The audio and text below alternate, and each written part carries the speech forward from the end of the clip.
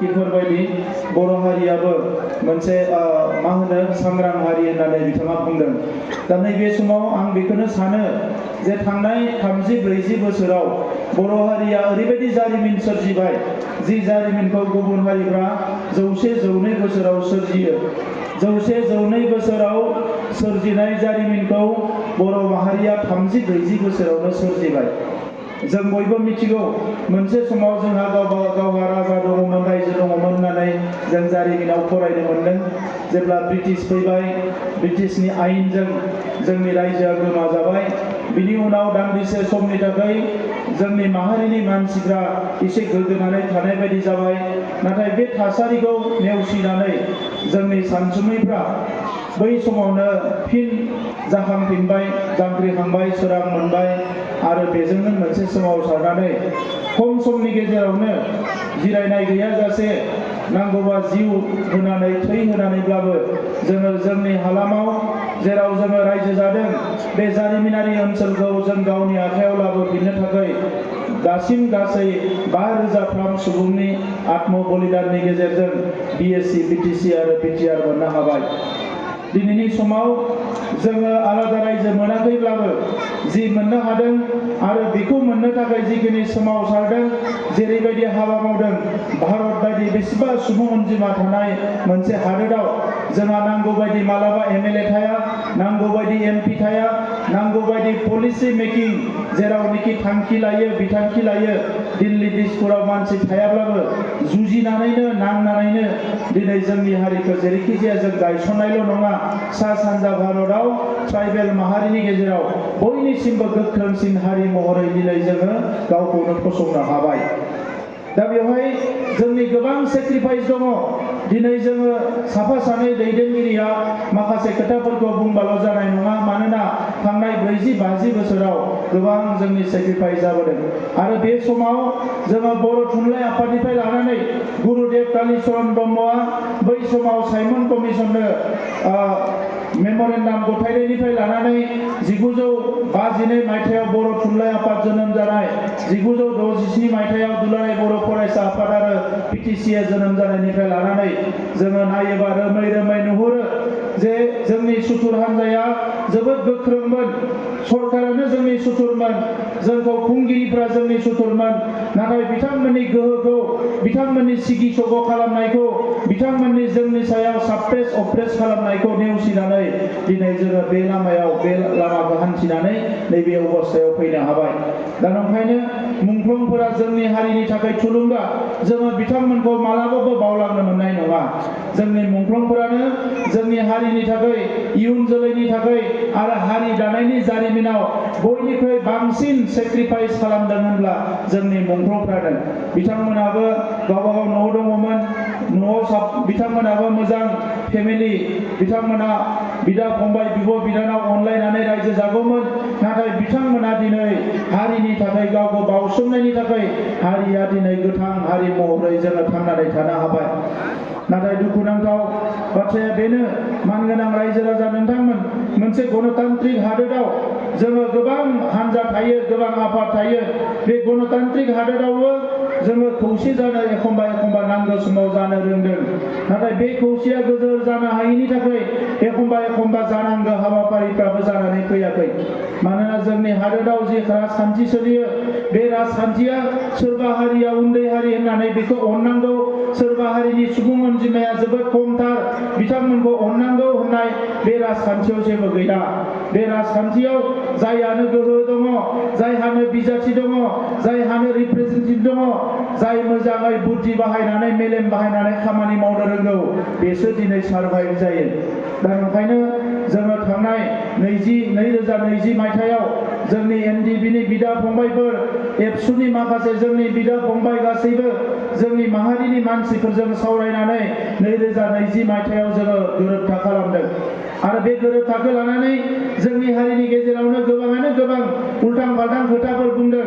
नाथाय उनथिं नायहरोबा नुगोन जिफोर गोरोबथाखौ जों खालामदों बे गोरोबथाखौ मोनसेखौबो जों दाबियाखैमोन, मोनसेखौबो जों हास्थायाखैमोन। आलादा रायजो बिनानै BSc मोनबाय, आलादा रायजो बिनानै BTC मोनबाय, आलादा रायजो बिनानै दिनै BTR मोनबाय। नाथाय जोंनि जि थांखि बे थांखिखौ बर' हारिया मालाबाबो नागाराखै। आं जोबोद मोजां मोनदों गुबुन हारिफ्रा 30-40 बोसोराव सुक्ति खालामदों, बिथांमोननि एकटा इमप्लिमेन्ट जायाखै आरो बिथांमोना दिनै नेनानै थादों। गोबां नांगौ बायदियै सोमावसारनोबो हायाखै। नाथाय जोंनि हारिया बहाबा फासयनांगौबा फासयदों, बारा सम नेनानै थायाखै। नाथाय आवगायनांगौखौबो जोङो नेनानै थायाखै, जेराव आवगायनांगौ बेयाव आवगायदों। आं दिनैबो नोंथांमोननि सिगाङाव गसंनानै मुंख्लंफोरनि खोथाखौ दिनै मान होनानै बुंनो सानो, जों दिनै राजखान्थियाव फैदोंब्लाबो जोंनि थाखाय हारिनि खामानि मावनांगौब्ला राजखान्थिखौ नागारनांगौआ 1 मिनिटनिबो बाथ्रा नङा। जों एनि टाइम रेडि जानानै थायो।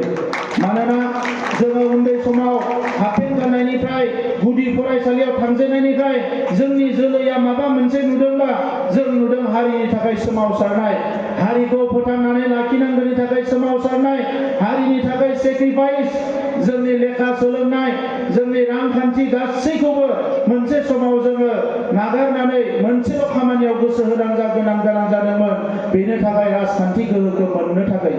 दा ओंखायनो जिखिनि राजखान्थि गोहोखौ मोनबाय बेखौ जोङो मोजाङै बाहायनांगोन।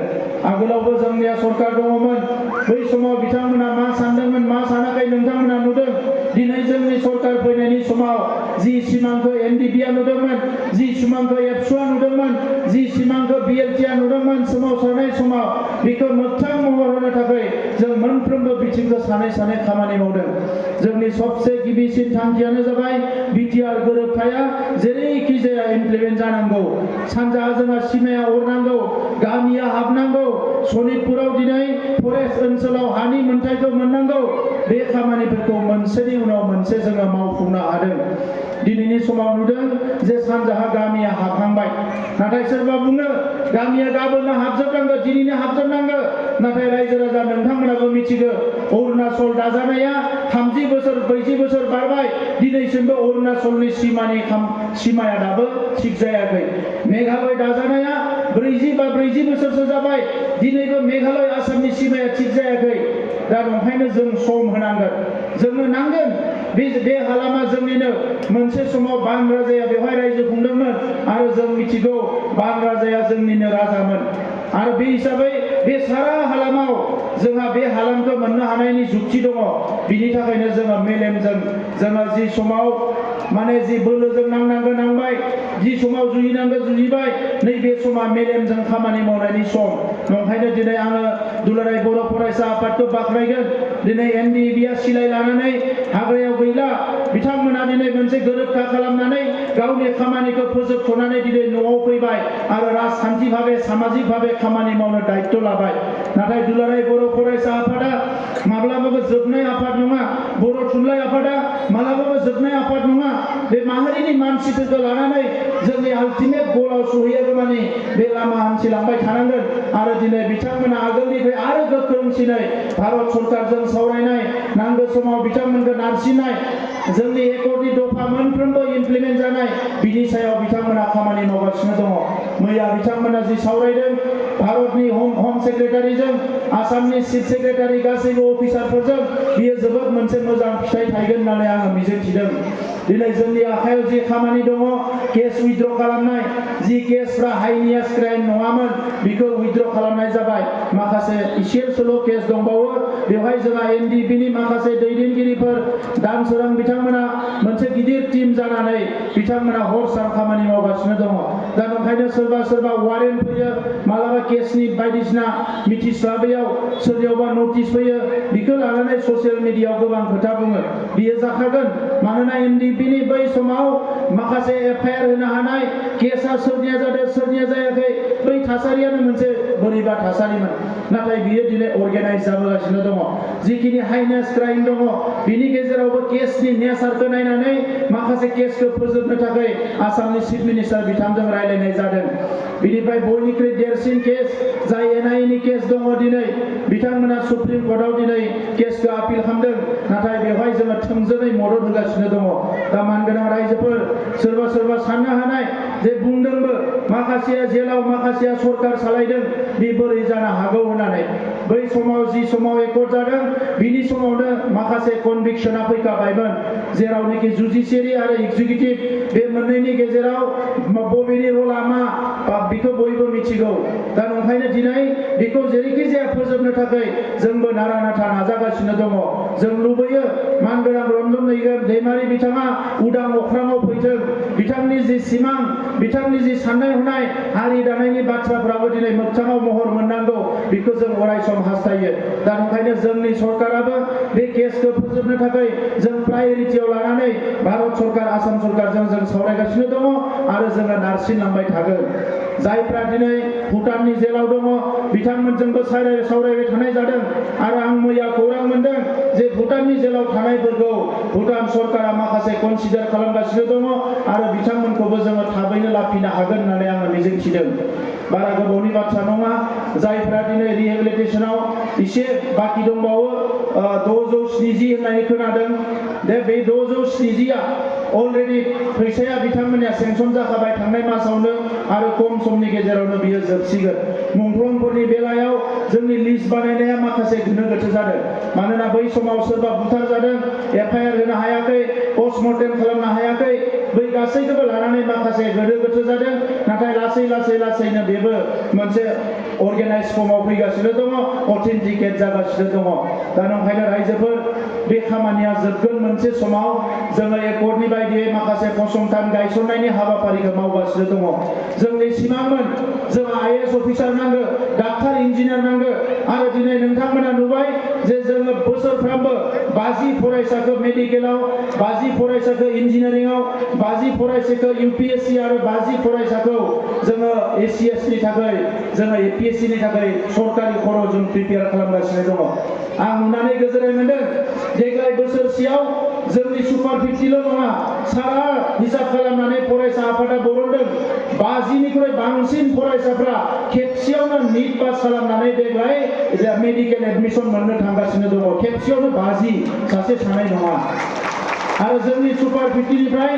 48 जन आउट अफ 50 48 जना निट पास खालामदों इन्जिनियारिंआव थांनाय खेबसेयावबो 50 नि गेजेराव 34 देग्लाय बोसोरावबो 50 नि गेजेराव 44 साया 44 साया दिनै जे डाबल बिथांमोना माखासेया क्लियार खालामदों आरो माखासेया इन्जिनियारिं कलेजनि एनआइटि फोरनि थाखाय क्वालिफाइड खालामदों दिनै जोंनि गेजेराव स्पर्ट्सआव जोङो गोबां दावगालांबाय गामि ओनसोलनि न' बां लुनायनिफ्राय लानानै लाइभलिहुड मिशननिफ्राय लानानै गोबां खामानिफोरखौ जों आखायाव होदों जाहाथे जोङो जौगालांनो हायो दिनै एनडिबिनि जायफ्रा साख्रि बाख्रि मोननाय नङा बिथांमोननो फिन रोदोमखां मोनसे बिथांखि लानानै माखासे कअपारेटिभ ससाइटि दानाय बायदिसिना हाबाफारिफोरखौ जोङो मावदों आरो अलरेडि जोंनि सरकारनिफ्राय 3 करोड़ होनाय जाबाय आरो 2 करोड़ रां होबावनानै जोंनि एनडिबिल' नङा माखासे लाइमोनफ्राबो लोगो जानानै कअपारेटिभ ससाइटि दानानै जाहाथे रांखान्थियाव जौगालांनो हायो बे बिथिंखौ नोजोर होनाय जादों बिटिआर गोरोबथा बायदियैनो गं 10 फरायसालिया प्रभिन्सियेलाइज जाबाय आरो माखासे कलेजा आरो माखासे कलेज स्कुलफोरखौ प्रभिन्सियेलाइज खालामनो थांगासिनो दङ उदालगुरियाव बेसेबा गिदिर मोनसे स्पर्ट्स एकाडेमि जानो थांगासिनो दङ मानगोनां रायजो राजा नोंथांमोन दा दिनैनि समाव जोंनि जिल्लाया मोनबा जाबाय गामि सोसनजोबनायनि उनाव आरो बे जिल्लाया हयथ' गासै गं 6 जागोन बेखौ जोङो मिजिं थिनानै खामानि मावगासिनो दङ दा ओंखायनो गोनो गोथो जानांगौ गैया हारिया जेरैबायदि मोनसे गोथों लामाजों फैदों बे गोथों लामाजोंनो थांगोन नाथाय दिनैनि समाव सोरबा आन्दायनाय बायदि गुबुनाव गाब्रहैनो नागिरदों जि हारिया एसेबां थगायजाबोबाय मोनसे समाव सोबख'जाबोबाय बायदिसिना गिदिर नाफ्रा उन्दै नाखौ मन'नो नागिरनाय बायदि थासारिफोरखौ नुबोबाय दिनै साफा सानै मानसिफ्रा हारिनि सेक्रिफाइस हारिनि माखासे बै समनि जि खास्रि बिस्रि थासारि बेखौ थाबैनो बावनानै गावनि आरामनि थाखाय गावनि मोजांनि थाखाय गुबुन गुबुन लामाजों थांनो नागिरनायखौ नुनो मोनदों। दा ओंखायनो रायजोफोर दिनैबो जोंनि मावनांगौ खामानिया जोबाखै, जों बयबो मावगासिनो दङ आरो बेखौ मावलांबाय थानांगोन। जोंनि फरायसालिफोर, लामा सामा, जोंनि न'खरफ्रा रांखान्थि जौगानाय, हारिमुनि बिथिङाव जौगानाय, बे गुबुन गुबुन बिथिंफोरखौ जोङो नोजोर होनानै खामानि मावगासिनो दङ। दिनै जोंनि हारिमुवा गोमालांनो नागिरनायखौ लानानै सोरबा सोरबा गियो। बेखौ नोजोर बोनानै जोंनि सरकारनिफ्राय 2 कोटि रां गारनानै जोङो जोंनि गासै 13 जोंनि दख'ना, आर'नाइ बायदिसिनाफोरखौ GI टेगिं खालामनाय जाबाय। आरो भारत हादराव दा दख'ना होननानै सोरबा नायगिरोबा गुगोलाव बेखौ नुगोन जे बे बर' माहारिनि, सेरजा होननानै सोरबा नायोबा बेखौ नुगोन जे बेयो बर' माहारिनि, सिफुं होननानै सोरबा नायगिरोबा नुगोन बेयो बर' माहारिनि। दा जोंनि हारिखौ इन्टारनेसनेल लेभेलाव लांनो थाखाय माखासे खामानि जागासिनो दङ। दा बे बिथिङाव आं गोलाव सम बुंनो सानाखिसै। आं बयखौबो साबायखर बावदों। काजियामाटी ओनसोलाव मुंख्लं सान फालिनायखौ आङो जोबोद मोजां मोनदों। बे ओनसोलनि रायजो राजाफ्रा जथेस्थ' सेक्रिफाइस दङ। बै समाव जोबोद खस्थ' मोननांदों, पुलिस मिलिटारिजोंबो खस्थ' मोननांदों, गुबुन हारिजों दाङाबाजियावबो खस्थ' मोननांदों। नाथाय दिनै बे थासारिया जोब्बाय, मोनसे मोजां थासारि फैबाय। दा बे थासारिखौ लानानै जोंनि आद्रा थानाय खामानिफोरखौ जोङो बयबो मावनो थाखाय जानजि खाफ्रादो रायजोफोर। बे समाव